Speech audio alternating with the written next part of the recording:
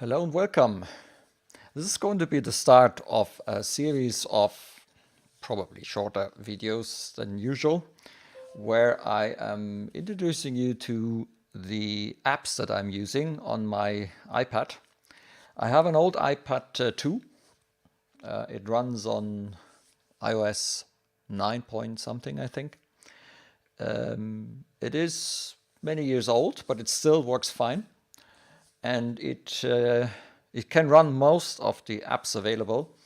There are a few that you require a newer iOS for, and I use that on my iPad Air. But the iPad Air is not for the simulation; it's for other things. But the one or the other tool, if it is good, I actually use on an iPad Air. But most of the apps that I'm using are also compatible with older versions and with older hardware.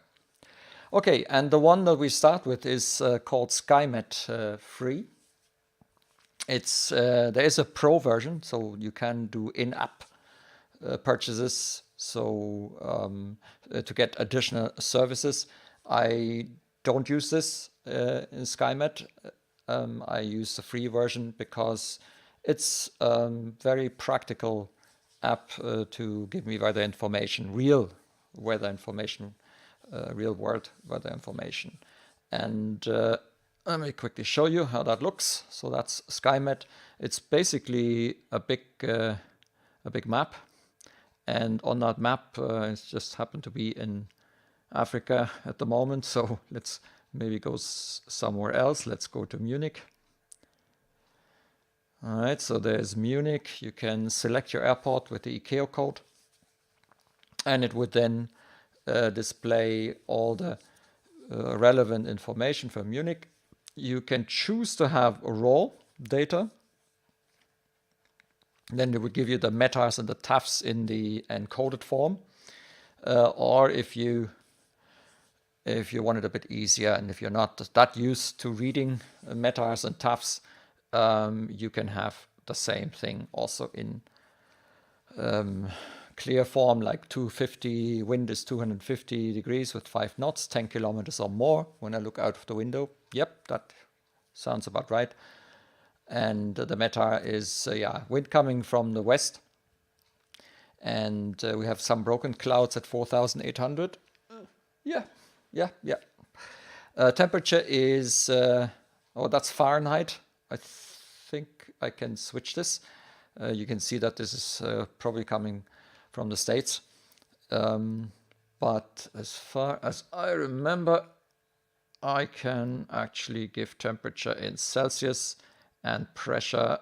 So I press here, pressure in HPA, altitude in feet, airport elevation in feet, runway length in meters. Time is the local time. Visibility is in kilometers. Okay, so we can put it like this, and then the whole thing looks a bit more amenable to Europe. So you can switch this as you like.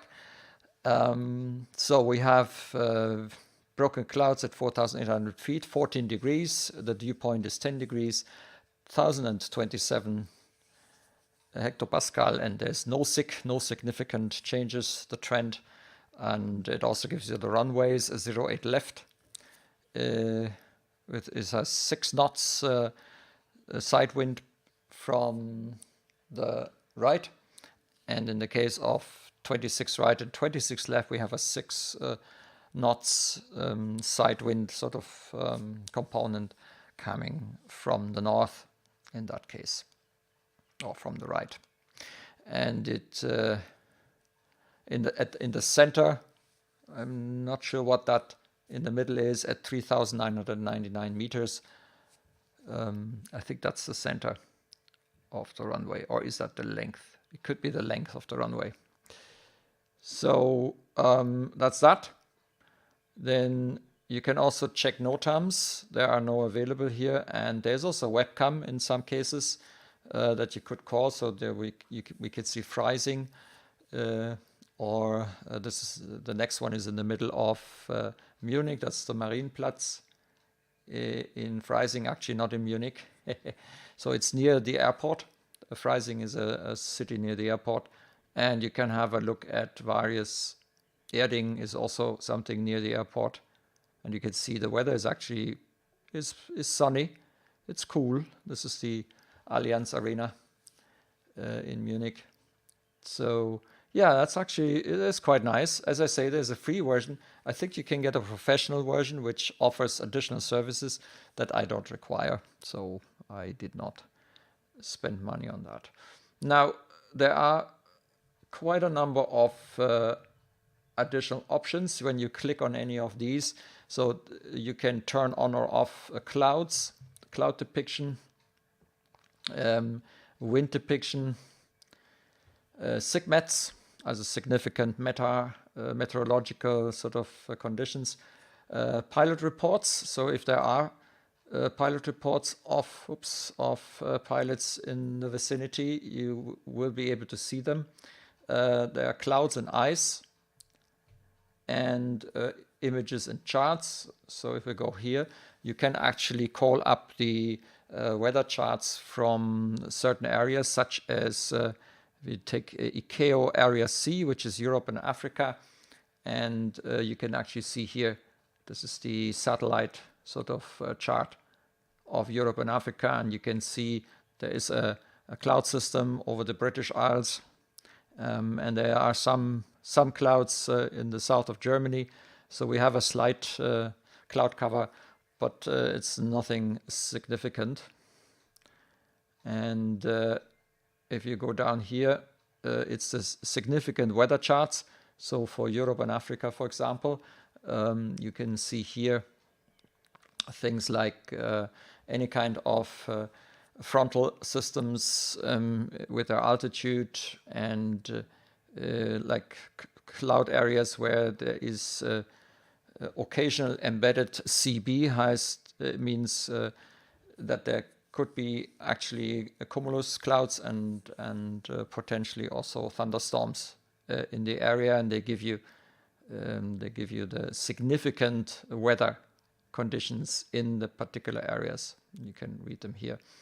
So if you know that we are, for example, flying from Germany to Iceland, so we have something in here. I don't know what number 6 is. 370 to 280. This is probably an altitude relevant. Here are probably some isolated embedded CB, so we can probably expect some rain and possibly also thunderstorms in these areas. And you can see them here. So that's the charts.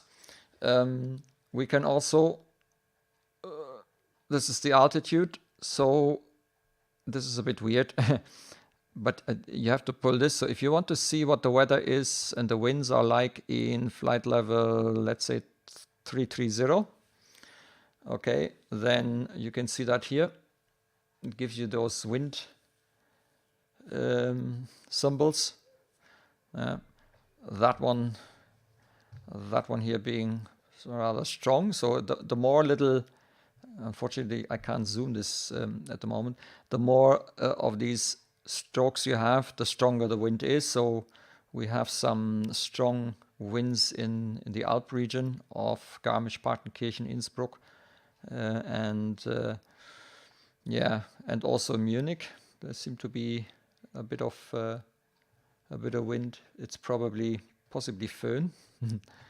I don't know. So you can set and get the conditions then for the various areas, and you can zoom down. It takes some time, but it will then build up the chart. Don't forget, this is an old iPad also, so I don't have a very fast CPU on that. Yeah, so that's that. And if there are actual clouds and rain, precipitation, you can see this here. We have an area here in Romania, as you can see. So this is an indication for cloud coverage with precipitation in Romania.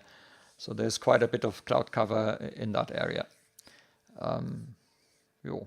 So it's actually a very nice little app. So if I click on any of these spots, these are airports and weather stations. So for example, here, if I click on LRSB, I get the weather report from Sibiu in Romania. And let's see, there's few clouds at 600, scattered clouds at 15, and broken clouds at 3,200. And but there doesn't seem to be any kind of significant stuff around. But it's IFR conditions, partially, or marginal VFR. MVFR means marginal VFR, and green VFR means this is the time, and then temporarily, so there seem to be some bad weather coming in and visibility reducing, showers and rain at about 9 o'clock local time today, and until 3 o'clock, so at night there are IFR conditions, and then from 3 o'clock to 12 o'clock tomorrow they're going to be marginal VFR. That means light rain, mist, broken clouds, reduced visibility. So you could, in theory, fly VFR, but it's marginal, which means it could actually switch to IFR anytime. Right, so that's that app. So I always start this when I want to have a quick look at the weather report. It's because the weather that we get with Iveo and VATSIM are derived from NOAA data, and these are actually real-time weather reports, but there can be some delay in when we see it on the VATSIM or Iveo servers.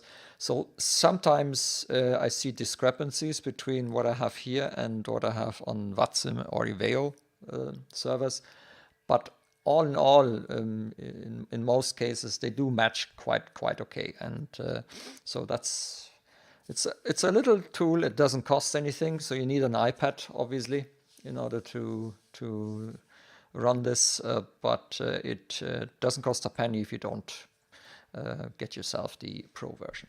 So that was that. Apps of the trade, SkyMet for iOS. Until next time.